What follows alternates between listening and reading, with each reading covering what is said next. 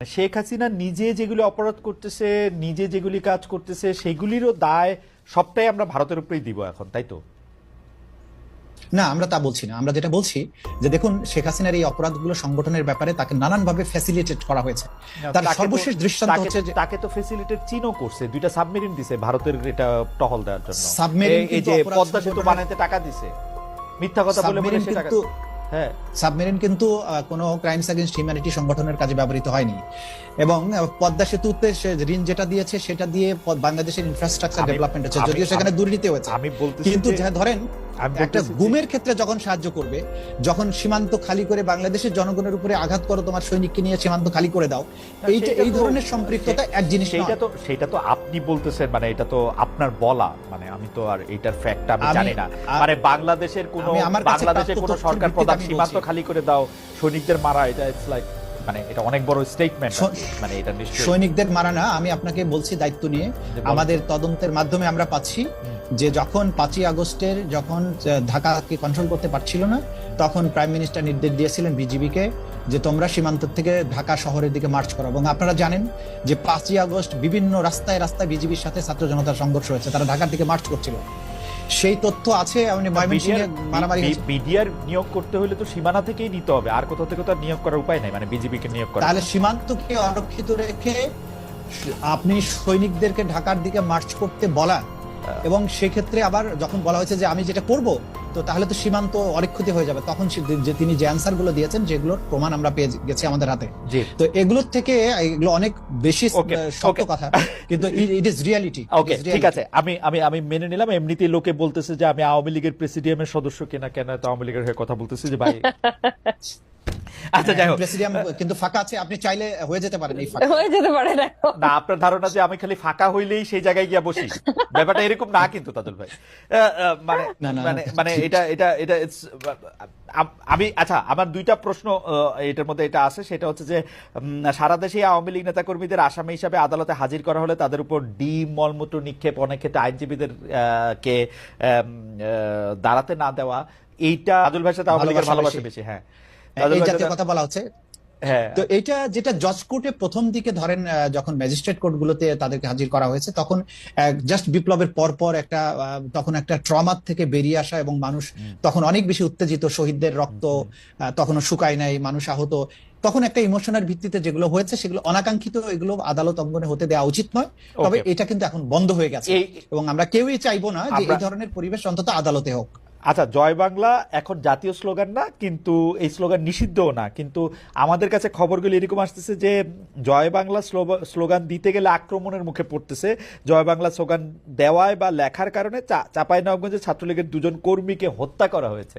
মানে সিরিয়াসলি এরকম ঘটনা ঘটতেছে আসলে তাদুল ভাই?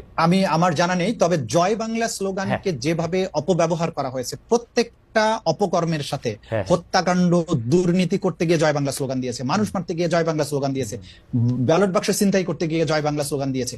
এইভাবে যখন একটা অপরাধের স্লোগান হয়েছে, যখনই সে ধরা পড়তে গেছে, তখন সে জয় বাংলা বলে ফেলেছে। কারণ হচ্ছে যে কারণ এই জয় বাংলা বলতে গেলে তো আর আওয়ামী লীগের সার্টিফিকেট লাগে না, এটা তো আমিও বলতে পারি, আপনিও বলতে পারেন, তাই না?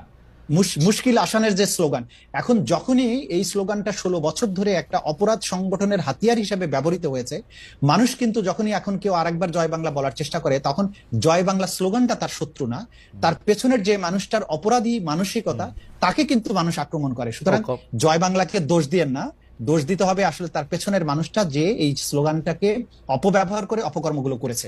সুতরাং বাংলাদেশে এই পরিস্থিতিটা আরো কিছুদিন থাকবে। আমার মনে হয় যে এই জয় বাংলা স্লোগানে যদি কোনো সমস্যা না থাকে, এটা ঠিক হয়ে যেত আপনারা যদি জয় বাংলা স্লোগান দিতে শুরু করতেন, তাইলে যেহেতু এটা আমাদের মুক্তিযুদ্ধের স্লোগান, এটা তো দেয়াই যেতে পারে, কিন্তু যেহেতু এটা আওয়ামী লীগেরই দেওয়ার জন্য আপনারা এটা রাইখা দিচ্ছেন, তাতে ঝামেলা হয় কিনা। যাই হোক, তাদের আপনাকে ধন্যবাদ। আমাদের সময় নাই, এইটার ব্যাপারে আপনি কি বলবেন? তারা আইনি সুবিধা পাচ্ছেন না, বা আইনজীবীদেরকে দাঁড়াতে দিচ্ছেন না, তাদের আইনজীবীদেরকেও হেনস্থা করা হচ্ছে, এইটা আপনি আসলে কিভাবে দেখেন? একেবারেই সমর্থন করছি না, এটা অত্যন্ত নিন্দাই করছি বরঞ্চ। কারণ একই জিনিস আমাদের সংবিধানে তো নিশ্চিত করা হয়েছে, এই right two fair trial, right two legal representation, automatically ওটার থেকে এক্সট্রাপোলেট করলেই চলে আসে। সো এরকম একটা সাংবিধানিক অধিকারকে আমরা কোনোভাবেই কাউকেই বঞ্চিত করতে পারি না, এবং লিগ্যাল রিপ্রেজেন্টেশন পাওয়াটা মানে থাকাটাও তাদের অধিকার। এই ক্ষেত্রে কিন্তু সরকারও পদক্ষেপ নিতে পারেন এবং কিছু দূর আমার মনে হয় নিচ্ছেও, যে লিগ্যাল রিপ্রেজেন্টেশন বা লিগ্যাল এইডের মাধ্যমে সরকার থেকে কিছু নিয়োজিত আইনজীবী ডিফেন্সটা কন্ডাক্ট করার জন্য দিতেই পারেন, এবং আমার ধারণা কিছু দূর দিচ্ছেও। যে ক্ষেত্রে কোনো আইনজীবী পাওয়া যাচ্ছে না, সরকারই পাঠাচ্ছে আইনজীবী ডিফেন্সের জন্য। আমি এখানে একটা লাইন অ্যাড করতে চাই যে এটা যে বললেন আন্তর্জাতিক অপরাধ ট্রাইব্যুনালে তাদের আইনজীবী আছেন এবং কোন রকমের বাধাবিঘ্ন তো নয়, বরং তাদেরকে আমরা বলেছি যে আপনাদের যদি বিদেশি পরামর্শকও লাগে আপনারা আনতে পারেন, এবং সব ধরনের সহযোগিতা তাদেরকে আমরা করছি এবং ফিউচারেও করা হবে। সুতরাং প্রথম দিকে যেটা হয়েছে, ওই যেটা আমি বললাম যে ডিম ছোড়ার কাজটা যেটা প্রথম দিকে উত্তেজনার সময় হয়েছে, ওই সময়ই কিছু বিচ্ছিন্ন ঘটনা ঘটেছে, এটা কিন্তু এখন আর হচ্ছে না। এবং বিশেষ করে যে আন্তর্জাতিক অপরাধ ট্রাইব্যুনালে তাদের বিচার হচ্ছে, এখানে খুবই স্মুথ এবং খুবই ভয়ভীতিহীন পরিবেশ। এখানে আইনজীবীরা খুব প্রফেশনাল দায়িত্ব পালন করতে কোনো রকমের বাধা নেই। এই ব্যাপারে কেউ কোনো অভিযোগ করেননি এবং করতে পারবেন না আশা করছি। এবং এই ব্যাপারে আমরা 100% সবাইকে নিশ্চয়তা দিচ্ছি যে এইখানে আসামিদের ডিফেন্ড করতে যারা আসবেন তারা প্রপারলি প্রসিকিউশন যতটা সুবিধা ভোগ করে ঠিক ততটাই সুবিধা এখানে ভোগ করবেন। এই ব্যাপারে কারো মনে যেন কোনো দ্বিধা না থাকে। আমরা তাদেরকে সব ধরনের আইনগত সুযোগ দেওয়ার জন্য সব ধরনের ব্যবস্থা করছি। জনাব তাজুল ইসলাম, আপনাকে অনেক ধন্যবাদ ব্যারিস্টার খালেদ ভাই, আমি যদি একটা বক্তব্য অ্যাড করতে পারি খালি এখানে, শুধু একটা লাস্ট একটা যেটা বলবো, যে এই যে বিচার প্রক্রিয়াটা এখন হবে, যেখানে আওয়ামী লীগের শেখ হাসিনা থেকে শুরু করে সকল শীর্ষস্থানীয় নেতা থেকে নিচের দিকে সবাইকে বিচার করা হবে, পুরো পৃথিবী কিন্তু এটার দিকে তাকিয়ে আছে, বিশেষ করে আন্তর্জাতিক অপরাধ ট্রাইব্যুনাল। আর পৃথিবী কি আমরা তাকিয়ে আছি, ইন্ডিয়া তাকিয়ে আছে, এবং ভারতে ইন্ধন যোগানোর জন্য তো আওয়ামী লীগের লোকজন বসেই আছে। আমার মনে হয় যে এই ব্যাপারটা একদমই পরিষ্কার। ব্যারিস্টার আসনা ইমাম, আপনাকে গ্রহণযোগ্যতাটা খুব দরকার, এটা গ্রহণযোগ্য হতে হবে।